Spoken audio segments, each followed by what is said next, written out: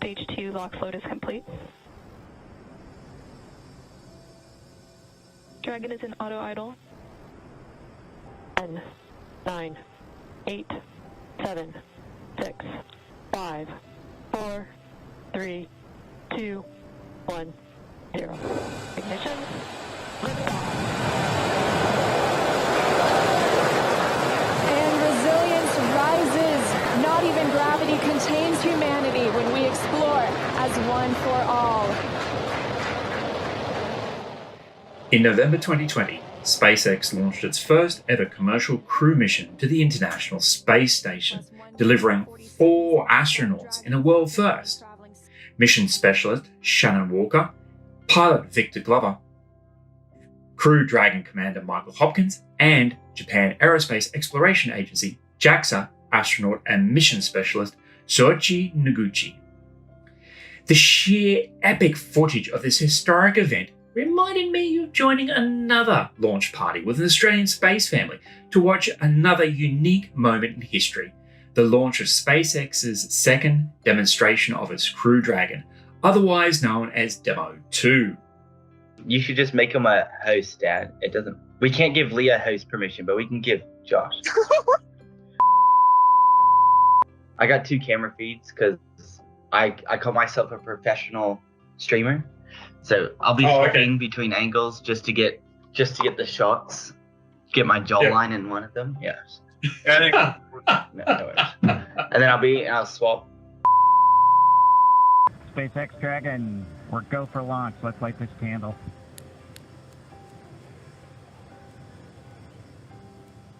T-minus 30 seconds.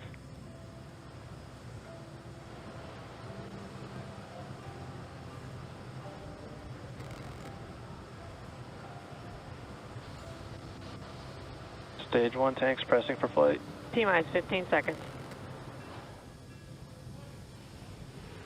10, 9, 8, 7, 6, 5, 4, 3, 2, 1, 0.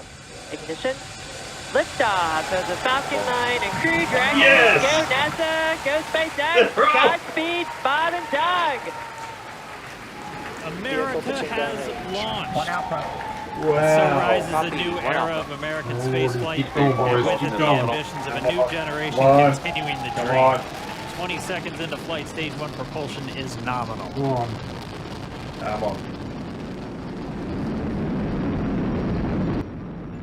T plus Get 30 past seconds into Max this Q and we're mission. good. Yeah. Flying crew on board Dragon Alright. and Falcon 9, and look at them go. Falcon power telemetry nominal. That is such a nice sight. We're throttling. Oh, They isn't have it? their- Oh, that's Period of beautiful. Maximum dynamic pressure.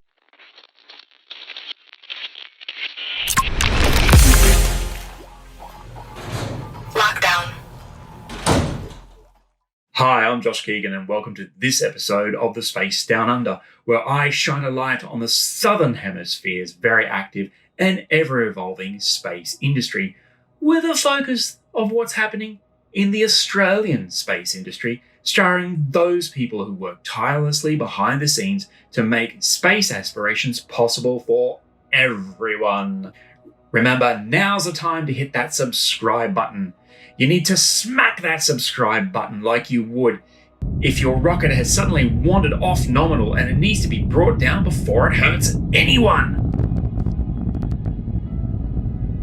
In May 2020, I was invited to a launch party during COVID-19 lockdown with Australia's very own space family. Together, we watched the Demo-2 mission carry NASA astronauts Doug Hurley and Bob Behnken to the International Space Station in a first crewed orbital spaceflight launched from the United States since the final Space Shuttle mission STS-135 in 2011. After sharing this history and the making moment, I was able to chat with Richard afterwards, the father of this wonderful space family. Richard and I chatted over coffee, and he was able to provide me with the history of his family, where Rick's own father was called up to help establish a wonderful new agency called NASA. What it was like growing up around rockets, and having those experiences seep into every aspect of his life. How he came to live in Australia, bringing his unique talents and abilities and his enormous family of 6 kids to create Australia's space launch, assisting us with our very own sovereign launch capability. So we're very much a space family here, Josh. Yeah, I can tell that. I'm the only one who's space interested in my family. Oh, that's too bad. We're going to have to blow up some rockets around you, and they'll get very excited. How his son Bob is working as a launch assurance officer for the US Air Force, connecting his family to SpaceX at Cape Canaveral whilst advising Australia's space launch. And we do a deep dive on ASL's mobile launch facility, where we geeked out delving into the details of what unique capabilities they bring to anyone wanting to launch from anywhere inside Australia. Remember to stick around until the end, where Rick made a very exciting invitation that literally blew my mind and almost stunned me into silence. So grab a cup of coffee, or at least your favorite beverage, and let's get started. Rick, can you tell me a bit about yourself? What's your history before we get into the Australian space launch? Oh, good. So I was born into an Air Force family back in the States. My dad was an Air Force officer, a C&E officer, communication electronics officer. Right. And this was in the early 60s. I was born in 61, so I'm getting up there in age. He was a C&E officer, young lieutenant, and part of his role was to support this new agency called NASA. Oh, wow. So, but as a C&E officer, your agency called NASA. I see that. Yes, I see the word in NASA. So the Air Force C&E had lots of other roles. He was officially a NORAD officer, but North American early warning system officer. Yep. And so I grew up in that atmosphere around space, around satellite communications, around this type of thing. Every place we went to radar squadrons, right? So, yep. And that meant that I was around. We visited Cape Canaveral, all the time. We went to Houston all the time. Probably of my youth, probably 8 years of my youth, I grew up in Biloxi, Mississippi, at Keesler Air Force Base. Wow. And so we were between the space agency facilities, and that's just something that's always been in my genes, as this being engaged with space. Kind of walked away from space. I had planned to go. I had a normal youth, went through school, had planned to go to the Air Force Academy. My eyes were too bad, and so things fell through. But then I had a senator call me up and say, "I've got an opening for West Point. Would you go there?" So I ended up at West Point. Wow. And so the military has been very strong part of my life. Ended up going into work for the military for quite a while. Yeah. When I got out, then I ended up working with IBM. Yep. As a systems engineer. And then IBM said, "Hey, would you like to come over to Australia to work?" And I said, "Yeah, you bet, no problem." Wow. And this has been about 12 years ago. And so moved the family here to Australia about a little over 5 years ago now. We became citizens of Australia. Yeah. And so Australia is our home. And because I had such a strong interest in space, I took my company, left IBM about 5 years ago when we became citizens. Yeah.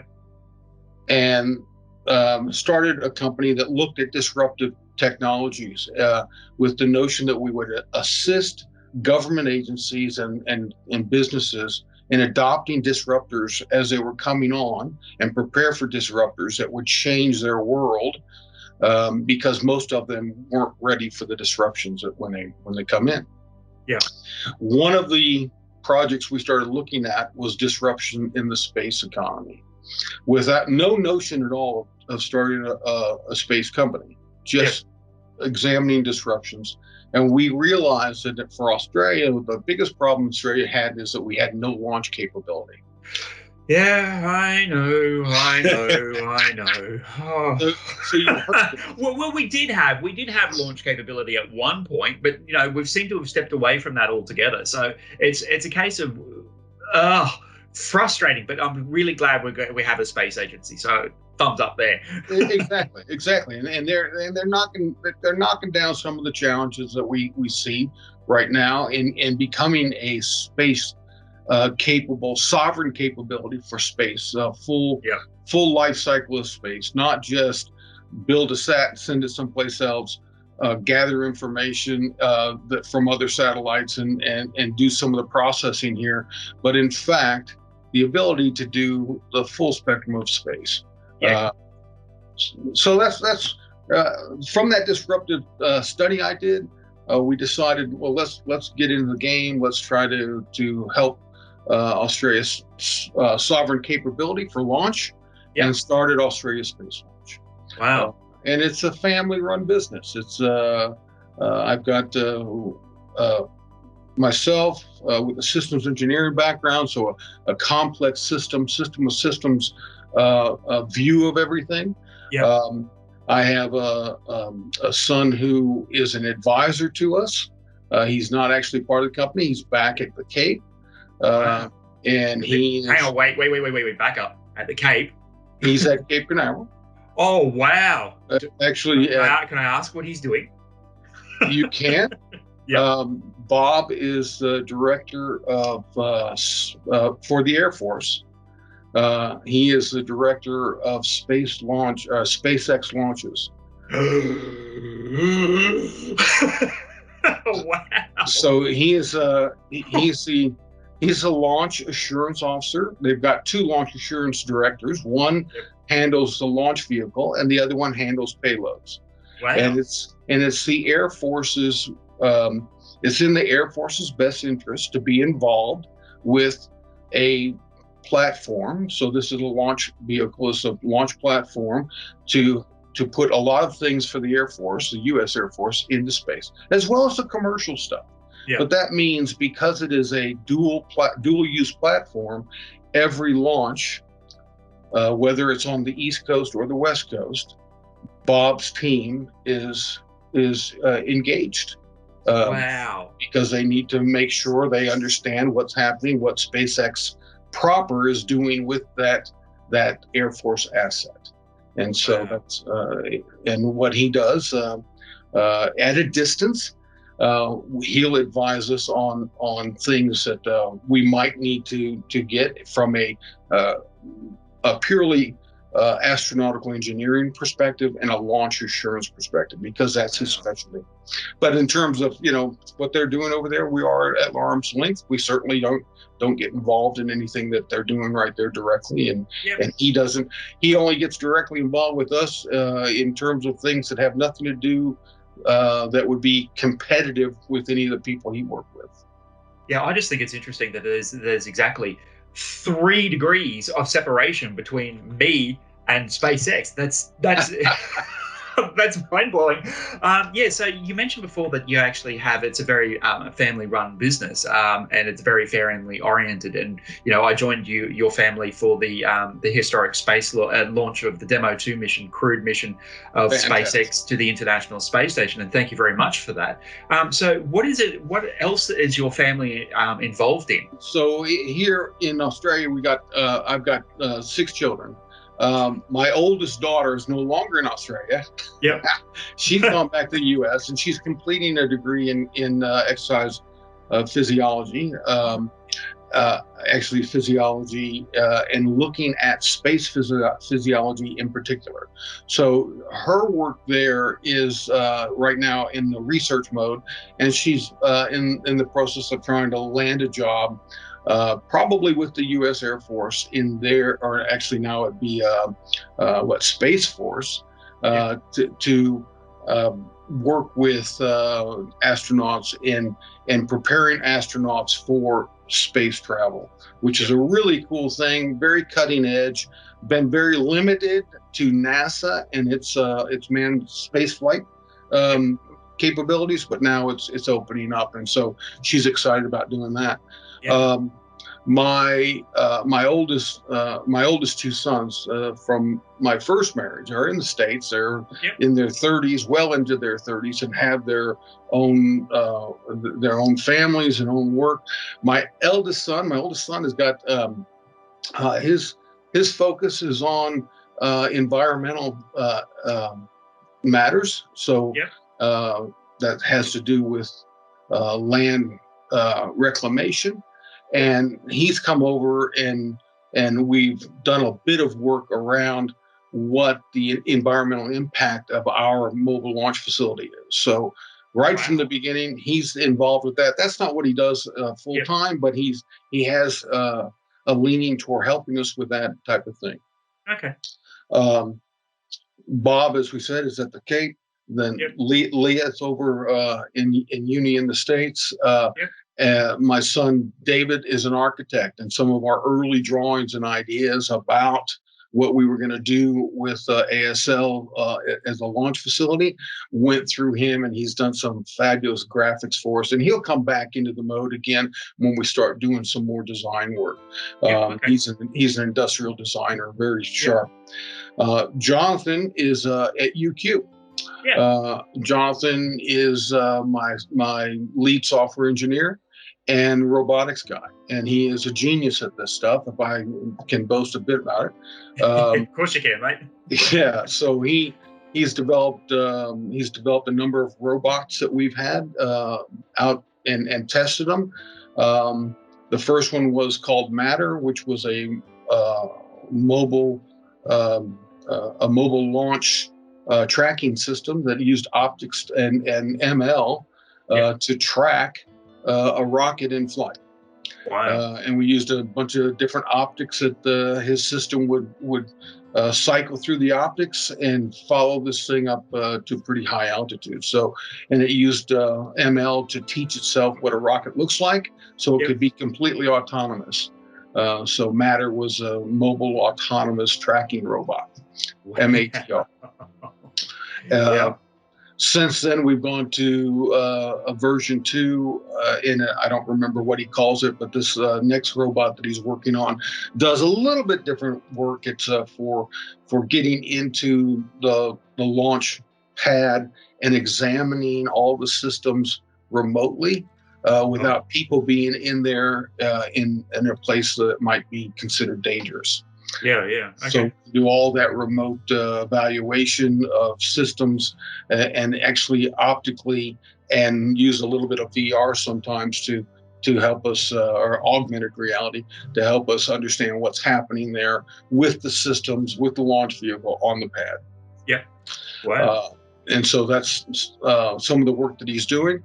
Joshua's the next one on the list. Okay. Joshua is in year 11, and he's been evaluating some chemistry around some different rocket propulsion that we're looking at. Wow. So he hasn't blown anything up yet, but we'll get to that. That's always a positive. Dad, I haven't blown anything up yet. I don't think you're trying hard enough, son. That's right. And then my younger two girls, Rachel is in year 7, year 8, year 7, and she's just very interested in wearing all of our gear. So everything that says ASL, she wears it. And then my youngest Hannah, who's in year 3, I think it is. So she's an 8-year-old, year 2. She again is the one who fancies wearing the gear that ASL produces. So hats, shirts, and sweaties and stuff like that, or sweatshirts. Yeah. Awesome. Wow, that's a big family. Look, my girls are involved in what they do. I have a small nod to my daughters. That's one, the Lego. From the Lego movie. And the other one that, a bit space oriented for my oldest daughter. So she said, nice. "You want to hang that up?" And I went, "Yeah, sure. Why not?" We'll put it on all my videos. So then I'd be remiss if I didn't mention that my better half is also, yes. So she is a family logistician. She hates it when I say that, but that is the fact of the matter. And she keeps everything running, whether it's with just family matters or ASL in the background where we're getting ready to go out on a mission. So loading up the mobile facilities, the various vehicles and whatnot. She's always there making sure we have what we need, when we need, and in the quantity that we need. So it's a very important role that she plays. Most of us have other jobs that we're doing. We don't have the luxury of having deep pockets and doing just this. And so, there's a lot of work that has to go into this, and the whole family pitching in is the only way that we make ASL happen. After this deep dive on his family and their connection to the space industry, I wanted to find out more about what Australia's space launch does. As you may recall, Rick did mention he goes out on missions. So what we're trying to do, quite frankly, is develop the foundations within ASL that will allow us to benefit the space industry. And primarily what that's meaning for us is we have built a mobile launch facility. Understanding that we have two colleagues that are building launch facilities that are fixed, and that is ELA in the north and Southern Launch down in South Australia. And they're doing a fine job building out that capability. We think that Australia's a big place, and there ought to be an opportunity to provide support to launchers anywhere right around the country. We decided to pivot a little bit about a year and a half ago, not worry about the facility, the fixed site, but worry more about the capabilities that we bring to a site. So that would be everything from pre-launch capability and getting a launch vehicle and a space vehicle ready for launch, up to all the things that happen on launch day, and then all the post-launch cleanup and whatnot. So if I'm developing a rocket in my backyard, I'm not. Don't worry about it. It's all good. You could literally go and support those people to put something into orbit because you have all the mobile facilities. Is that right? Correct. That's correct. And obviously, what we want to do is listen to rocketeers that want to launch and adjust our systems to accommodate what their requirements are. But what we've done is we have a mobile ground launcher, right? So basically an erector that's a trailer. We have a mobile launch control center, which is a van that has about 10 terabytes of data collection capability, that has the 6 computers on board, the ability for us to run our systems, and some positions for the rocketeers and the spacecraft operators to come in while we're at launch and be part of that complex. Wow. We have the range control and clearing capability. So we run 3 different radar so that we can see both high flyers, fast movers, as well as low flyers, slow movers, as well as ground entities that are out there on the range, and we can clear that for the up in the air. We see things out to about 250 kilometers and up to about 35,000 kilometers. Wow. Down on the ground, we're probably looking out of not more than about 30 kilometers. Wow. So that's a big plus for us. It's all mobile. We take those with us. We have satellite downlink, so no matter where we are in Australia, we can downlink and push things up to the internet. Not that we would probably, at this point, run enough bandwidth to do live broadcasts of something, but it would allow us to downlink for moving, particularly if we have some software that's running in the cloud. We'll be able to access that no matter where we are in Australia, which is important when we're running a full mobile launch facility. So we also then have our beautiful Space Mog, which is our repurposed Unimog as a recovery vehicle. So it allows us to, it does two things. It allows us to move a heavy laden launch strong back trailer out to the launch pad and help raise everything. And it takes a lot of systems along with it. And then when we're need to recover, particularly suborbital launches, and that's probably what we're going to be doing in Australia for another couple of years at least. Yeah. All the suborbitals that don't necessarily come back down where we want them. The MOG allows us to go over lots of different types of terrain to get to that downed rocket and recover the rocket for the Rocketeer. And that's a very important thing. We did that last year. The space launch, the first university rocket competition. Oh, right. Okay. Yeah. And UQ had one of their rockets go ballistic, which means it did not have an apogee event that resulted in a separation and a deployment of a parachute. And so when it went ballistic, it came back down, and it landed about 5 kilometers from the launch facility there at Funny Farm. That's Blake's area, Blake Nicole. And so we loaded up the UQ space folks into Space MOG, and we went on a journey to locate, and we did locate their rocket, and they did the recovery. We simply provided transport at that time. I also asked Rick what ASL is up to right now to try and pry some further details about the future of his family and his space-based business. So right now, we've pivoted within ASL, and we've got some very specific things that we really have at the top of our list. And so Launch Complex is number one. That includes the hardware, the software, the communications, and the range control capabilities.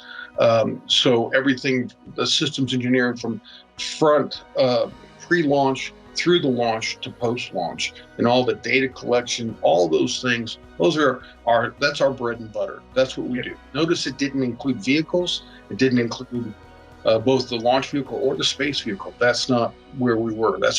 We've pivoted a bit, and now we are taking on some investigation in the development of launch vehicles. We think now, whilst Australia still has a limited launch or sovereign launch capability limitations of not having launch facilities, we believe that there's probably a limitation that's hindering us, and that we do not have that many rocket companies, even startups. Early days, we had a number of startups that were interested in doing it, and now we've kind of piddled down to one or two. Yeah. And that's not going to build our industry, to be quite frank. Very true. Yeah. And so we have a number of things we could do. We could import rockets from rocket manufacturers elsewhere. I think in some ways, Rocket Labs is hindering us because they're so close. They're so successful. And the price, the pendulum is moving back into a point where the price for putting a payload, particularly a CubeSat, onto a launch vehicle is gone up. Hang on, the audio's gone. He's come in and I can hear him. Hey, Josh, you gotta mute yourself, man. John, you gotta mute. There you go. And turn your camera off, mate. Yeah, you need to take your camera off. We're in the middle of something. Thank you. Yeah, get out. Because we're seeing a limitation or limited number of companies in Australia building rockets, we've limited the number of possible paths we have for complete sovereign space supply chain. And we've got to do something about that. And so as a nation, we need to do that. But ASL's taking a look at that right now and saying, okay, what are the possibilities here? one of the great positives is the number of universities that are getting involved with space programs and the building of rockets. So the ARQC or whatever that the rocket competition, I've got that wrong. Yep. Absolutely fantastic. But we need to see spin-offs from that, where we actually have rocket companies coming out of that, and we'll see that happen. So we're worried about we're focused on that. We also have a new focus about space capabilities, and in particular, 3 space capabilities that we're doing research on, and that's on-orbit computing, on-orbit data distribution and communications, and on-orbit cleanup. That third one is a very important thing to me. I believe we are rapidly reaching a point where we're making space so cluttered in LEO that we're going to have problems in the near future. Future being within 10 years. Yes. And so on-orbit cleanups are something that we're working on right now, thinking about how we can work with it. I know other companies are, but we're going to do that. Wow. Nice. All right, mate. Well, it's been an absolute pleasure talking to you today.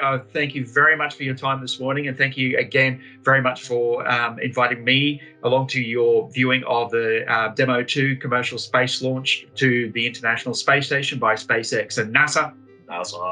And yeah, look, I look forward to catching up with you again soon. It's been wonderful chatting with you this morning there, Rick. Thanks, Josh. Thanks for having us on. We really enjoy having a cup of coffee with you. We also want to extend the invitation to you. Remember, we see you as an extension of the ASL family. We invite you in to see the good, the bad, and the ugly. Okay? Thank you. That you can be our documenter. We have nothing to hide. We believe in complete transparency. So you might see a lot more ugly early on, but we will get to that good part. And so we're looking forward to that. Oh, excellent. Oh, thank you. Oh, brilliant. Thanks very much, mate.